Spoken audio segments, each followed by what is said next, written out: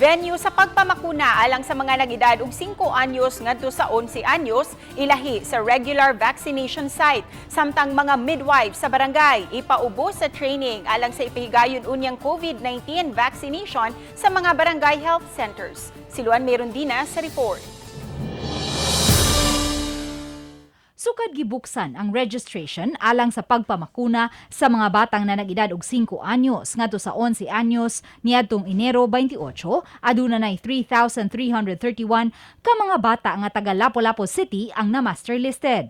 Karong Pebrero 4, sugda na sa kauluhan ang extended pediatric vaccination apan wa pay schedule nga gihatag ang Department of Health alang sa mga dapit gawa sa NCR sama sa Sugbo. Matod sa Deputy Head sa Local Vaccination Operations Center, Attorney James Saison, makig-alayon sila sa DepEd Lapu-Lapu City aron magamit ang City Central School isip vaccination site alang sa mga batang nadang-edad og 5 ngadto sa 11 anyos. Wala pay lagda nga gihatag ang DOH sa mga LGU dinhi sa Sugbo kung unsaon ang pag-administer sa bakuna alang sa maong age group. Apan buot ni Saison nga malahi ang venue sa regular vaccination site.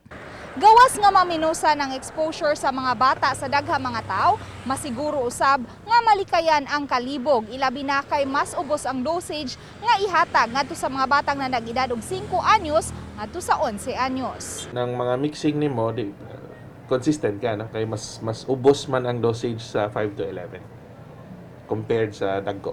Mas madaghan niya ang hatag so mas safety ta if atong ilain.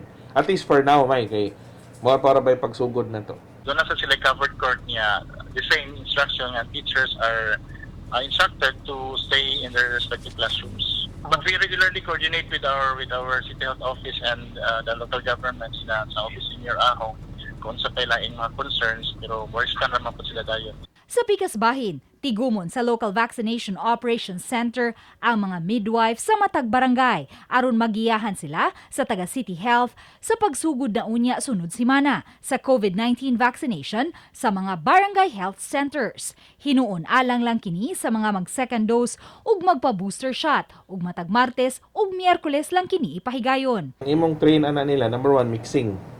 In case ang vaccine kinahanglan og mixing kay na may uban nga dito ra kag draw sa vial. Number 2, i-train mo sila on the handling mo na pinaka-important. Di madaot ang vaccine. Uban ni Marlon Melgazo, Luan Merondina, Balitang Bisdak.